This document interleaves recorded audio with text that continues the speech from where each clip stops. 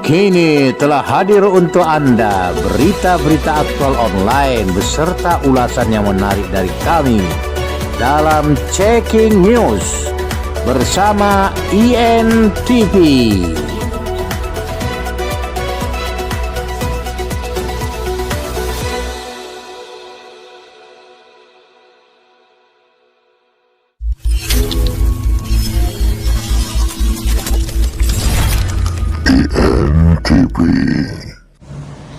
Jumpa lagi bersama saya Irwansyah Nasution. Sebagaimana biasa, hari ini saya telah melakukan semacam checking news ya, mencoba melihat membolak-balik berita apa yang nampaknya menjadi sebuah sajian publik yang cukup viral di kalangan masyarakat Batubara. Dan kali ini kita coba menampilkan sebuah berita partai politik, yaitu Partai PAN. Sebagaimana yang dilansir dalam sebuah media online yang bernama Zulnas.com, pemberitaan ini dengan judul Kader PAN minta Ketum DPP tetapkan Ketua PAN Batubara, pahami. Saya bacakan saja ya para pemirsa. Zulnas.com Batubara. Setelah 3 bulan, DPP Partai Amanat Nasional PAN Kabupaten Batubara menggelar musda. Hingga kini Dewan Pimpinan Pusat Partai Amanat Nasional belum juga menetapkan sang ketua partai yang menakodai DPP PAN Batubara. Senin tanggal 17 bulan 5 2021. Ketua DPC PAN Kecamatan Tanjung Tiram, Romi Lubis, menyebutkan hasil musda keempat Partai PAN Batubara melahirkan 2 sosok bakal pemimpin di Batubara, di partai tersebut maksudnya ya. 2 sosok yang bakal memimpin di Batubara itu diantaranya adalah Khairul Bariyah dan juga menjabat sebagai anggota DPRD Batubara. Yang kedua adalah Fahmi Esa yang mantan ketua PAN demisioner. Romi berpendapat lambatnya penetapan ketua DPD PAN Batubara dikarenakan mekanisme penetapan ketua DPD itu menjadi kewenangan DPP PAN pusat. Ini sesuatu yang aneh ya. Biasanya penetapan ketua DPD itu dipilih secara demokrasi, tapi kita tidak tahulah namanya internal partai ya. Kita lanjutkan ya. Sehingga dengan berbagai alasan hingga kini DPP belum menetapkan siapa ketua yang ditunjuk untuk menjadi ketua partai besutan Zulkifli Hasan itu. Tak hanya di Kabupaten Batubara yang belum ditetapkan ketua terpilih pasca musda, 2 kabupaten yakni Asahan dan Kota Madya Tanjung Balai juga belum ditetapkan susunan pengurus DPD PAN oleh pihak DPP pusat meski sudah menggelar musda. Penetapan ketua terpilih itu kan gawainya DPP PAN pusat sesuai dengan hasil keputusan Rakornas. Meski hari ini kita kehilangan induk, namun kita tetap loyal dan menunggu keputusan DPP pusat, kata Romi Lubis di KP Nurjana, Kecamatan Tanjung Tiram, Senin 2017 bulan 5 2021. Romi menjelaskan sejauh ini ia mengetahui bahwa DPW PAN Sumut yang diketuai oleh Muhammad Fauzan Daulay ditugaskan untuk menggelar agenda musda kabupaten kota di Sumatera Utara. Sementara itu Ketua Dewan Pakar yang dijabat oleh Yadi Khoir harap memiliki tanggung jawab 3 kabupaten yaitu Asahan, Batubara, Tanjung Balai sesuai dengan wilayah daerah pemilihan sebagai anggota DPRD Provinsi Sumut.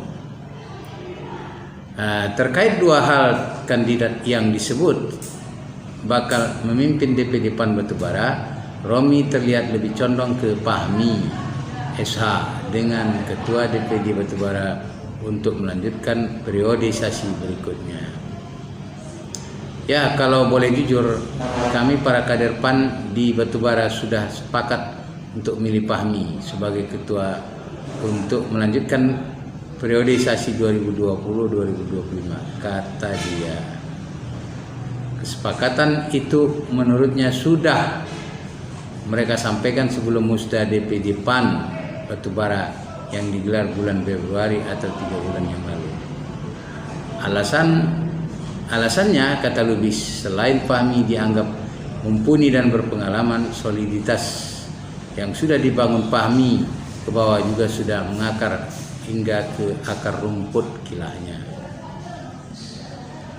Saya secara pribadi mendukung Fahmi. Kalau Khairul Bariyah sebaiknya jadi sekretaris saja, sebutnya. Demikian Jurnas.com memberitakan.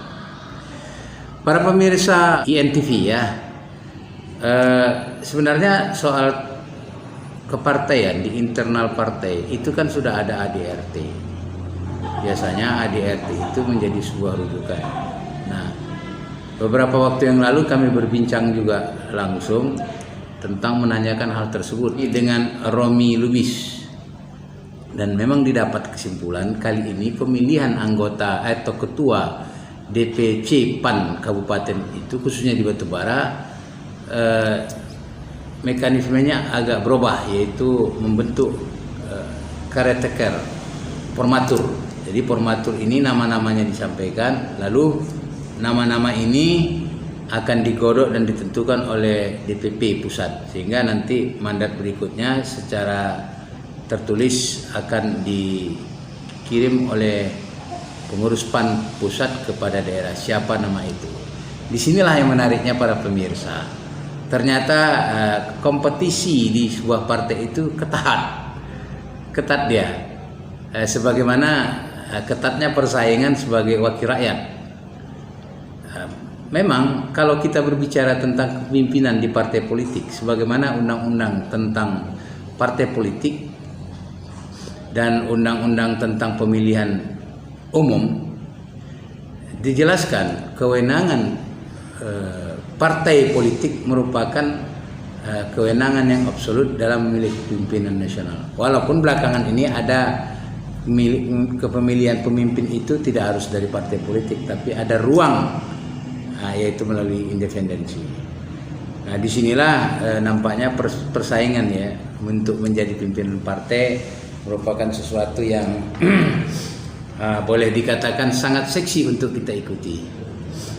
Nah, kalau kita telaah lebih jauh berbicara soal PAN ini sudah berdiri di Batubara sejak peristiwa reformasi ya, lebih kurang sekitar 20 tahun yang silam, 21 tahun yang silam. Memang PAN ini sebagai partai reformis, karena dahulu ketuanya itu Pak Amin Rais. Dia lalu lokomotif reformasi saat itu, kemudian terjadilah semacam perubahan posisi pemerintahan dari Orde Baru ke Orde Reformasi yang dipimpin Amin Rais. Dan Amin Rais untuk mewujudkan semangat konstitusi itu tentang pemilihan pemimpin nasional dan daerah, maka dia harus melewati partai. Sementara itu kalau kita simak kembali pertarungan antara dua kandidat pemilihan ini, ya sebenarnya sudah tidak ada yang menarik lagi. Kenapa? Karena kepemimpinan itu ditentukan oleh pengurus DPP, bukan anak cabang atau PAC dari kader partai tersebut, dalam hal ini kader PAN. Ya, semogalah di antara persaingan kedua kandidat itu bisa membangun visi kebangsaan, terutama menyangkut dalam menyahuti aspirasi masyarakat khususnya Kabupaten Batubara. Sekian dulu dari kami, sebuah checking news dan analisa sederhana bagaimana partai-partai di Batubara ini, terutama Partai PAN, mempersiapkan pimpinan di internal partai. Sampai jumpa lagi bersama kami, Iwan Nasution, dalam INTV di waktu-waktu yang akan datang.